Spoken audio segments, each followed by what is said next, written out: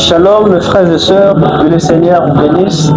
Nous sommes en direct de l'église Bethléem Tabernacle.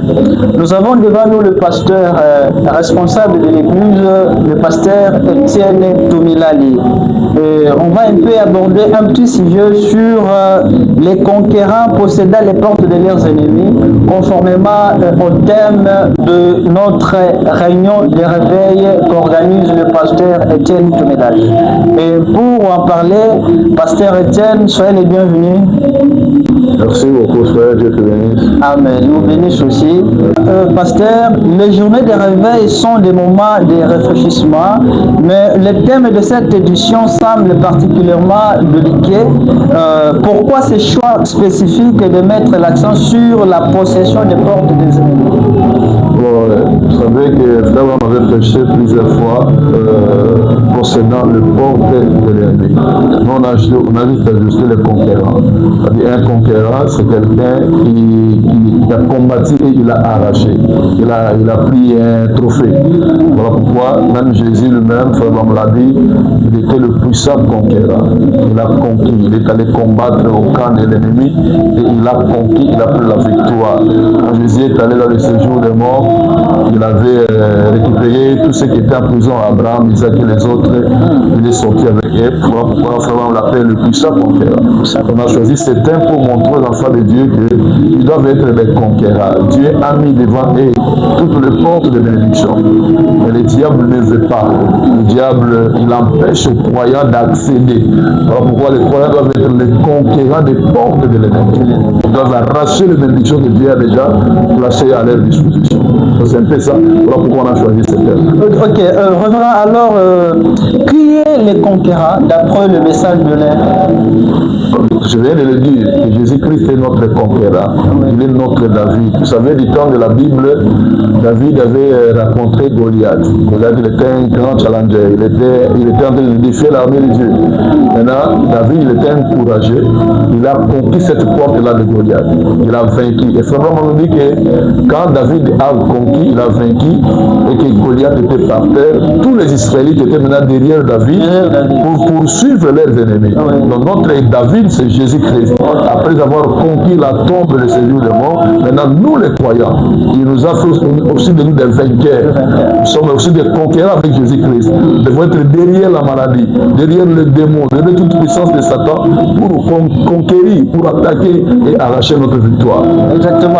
Je vous ai suivi parler de la maladie parce que ça fait partie du genre de la délivrance. Ouais. Alors, à quel genre de délivrance ou percée le peuple de Dieu de Kisangani doit-il s'attendre durant ces journées?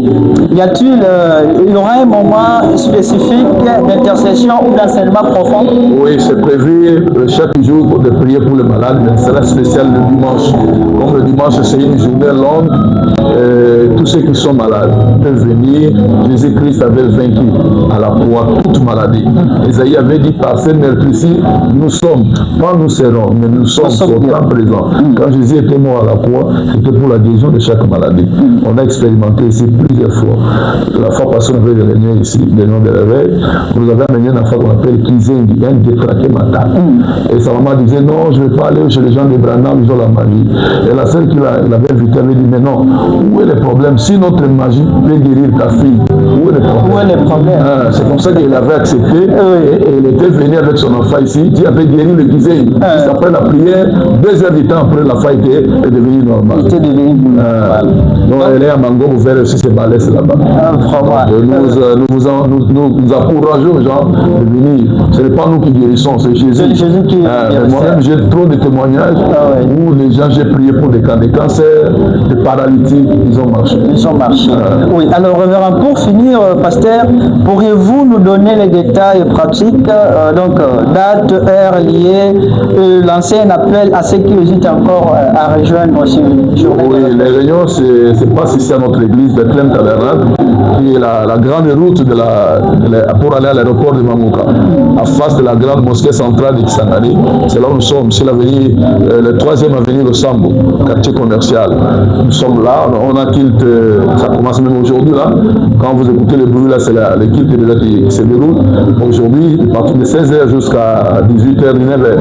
Le jeudi, le vendredi, vendredi, le samedi et le dimanche, c'est une journée spéciale. Je vous annonce le frère Boukassa Isaac, il est déjà là, de gospel, il va chanter, il est là. Oh, ça sera chaud. Il va chanter ce samedi à partir de 16h. C'est une journée de louange. Dieu guérit aussi par la louange. Exactement. Voilà. Merci beaucoup, pasteur Étienne Toumilali. Nous avons compris que la porte n'est plus un obstacle en fait. Non, ce n'est plus un obstacle plutôt. Frère Branham dit que si vous avez la foi dans la parole du Seigneur, cela peut ouvrir chaque porte qui se tient devant toi et la bénédiction que Dieu a placée. Ce n'est plus un problème parce que Jésus, en montant, en Psaume 19 ou 29, je ne me trompe pas, il dit qu'il avait, quand il montait, les saints ont crié porte éternelle, élevez vos lettres pour que les rois de la fassent entrer. De toutes les portes qui ont les bénédictions de Dieu, Jésus l'a ouvert quand il est monté ce jour-là. Donc les chrétiens ont droit à toutes les bénédictions du ciel. Merci la Symphonie TV, vous remercie cher Révérend. Merci, c'est nous aussi qui remercions la Symphonie TV pour ce temps de communion et d'interview. Que le Seigneur vous bénisse. J'espère qu'avec le temps, on aura encore le temps d'être ensemble. Merci, peuple de Dieu. L'invitation est lancée auprès du révérend pasteur Étienne Toumilali, responsable de l'église Bethléem et Tabernacle. N'hésitez pas, chers téléspectateurs, de votre propre vie. Venez prendre les clés de votre autorité lors de ces journées de réveil à Bethléem et Tabernacle. Rendez-vous à la prochaine. Que le Seigneur vous bénisse.